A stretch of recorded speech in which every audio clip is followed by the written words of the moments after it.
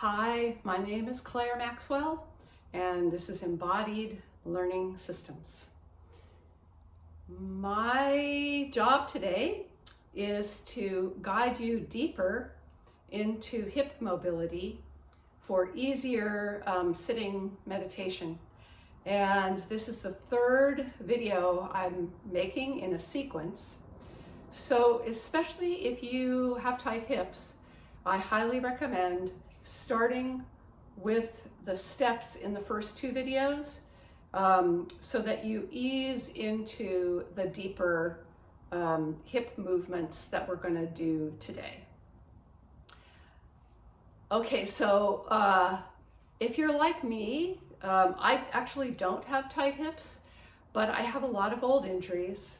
I look great when I'm sitting in meditation, but when I dedicated myself to it, I found, like many of us, that inside I didn't feel so good sometimes when I was sitting, especially the longer the retreats are, the more challenging it is. And so how to keep your hips mobile and free when you are still is one of life's great challenges. So please don't feel bad if you're struggling with this. And I highly recommend taking the most comfortable position you can.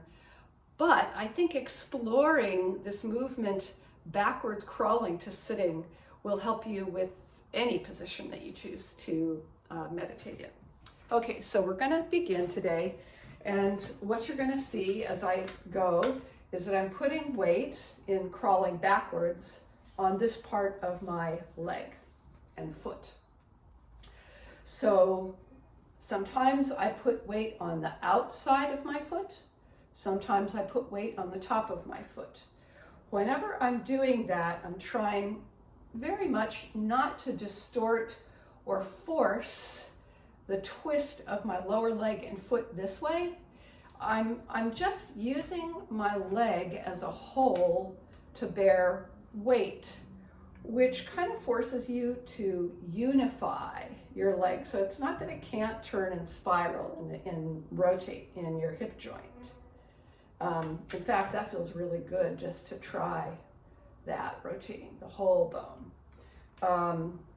But this is not about trying to squish your knees down to the floor or force any of that rotational movement. So we started using a chair to put weight on, to shift weight from one foot to the other, so you could begin to reach that foot back and put it down on the floor. Okay, so that's where we're going to pick it up today. I just need to change the angle here. And actually, there's going to be 3 stages to the process. So you can use knuckles or flat hands, and you reach a slightly turned out foot, and you're going to let the outside touch and put weight on the tibia. So this is not on your kneecap. And then push to come back up. So your leg isn't going to be straight. It's going to turn out in the hip joint. So if you were to look at me from the front, I'd be kind of turned out in both legs. And you can use the chair. You do not want to put weight on your kneecap, so that's why you've got your hands here. Just to see, okay, how far forward and back can I go? And it really helps if you send the weight of your head out, kind of that way. And you can use your hands. And then you can come up, and you want to kind of be, it's almost like you were going to jump to put that other foot down in the back. And maybe you don't go as far as I did. Maybe you just do a little forwards and backwards movement. And then you can begin to explore. I'm going to take the chair away. It's sort of a quadrupedal stance, but you can't be square in your hips here. You can't square them off because with this leg folded, this hip is going to come forward and this hip is going to go back. And so as you start to play with that, you'll see you kind of have to let your hips rotate, and that movement we went over in the second video. So just try this crawling gently forward and gently shifting the weight forwards and back.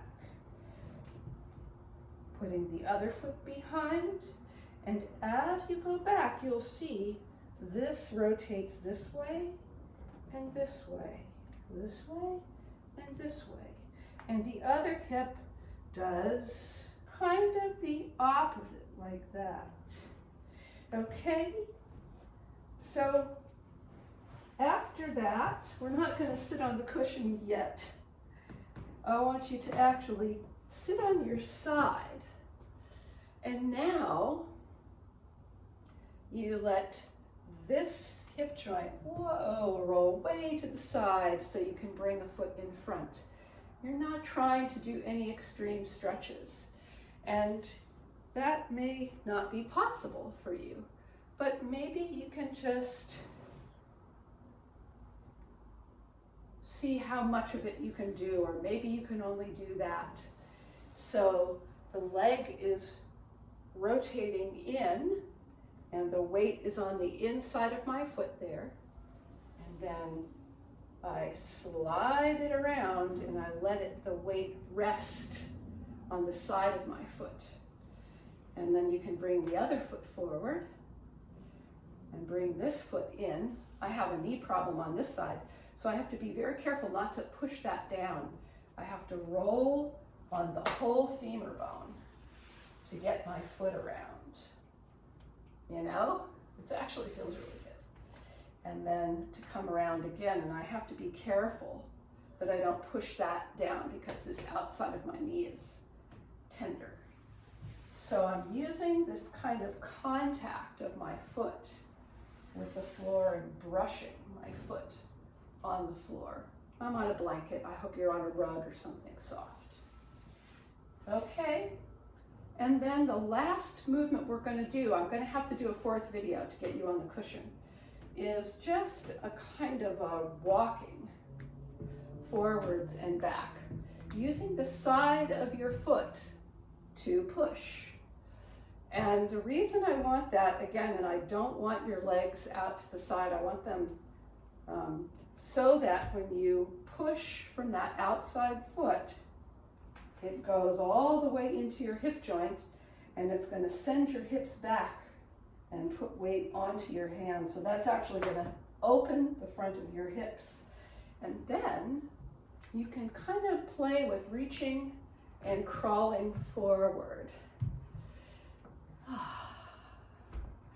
And it's up to you how much reach you want to do.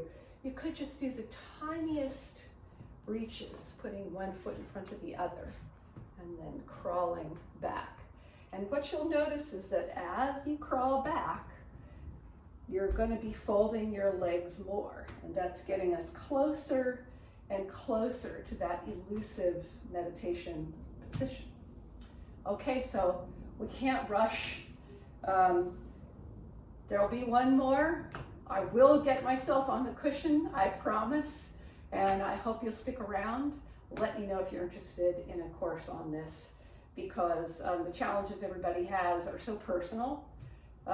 It's really fun to kind of work them out together, and everybody learns from the other folks new things also from all the different challenges that people face. All right, peace and love. Check out the information in the box below to sign up for any courses or just a newsletter. Thanks so much for watching.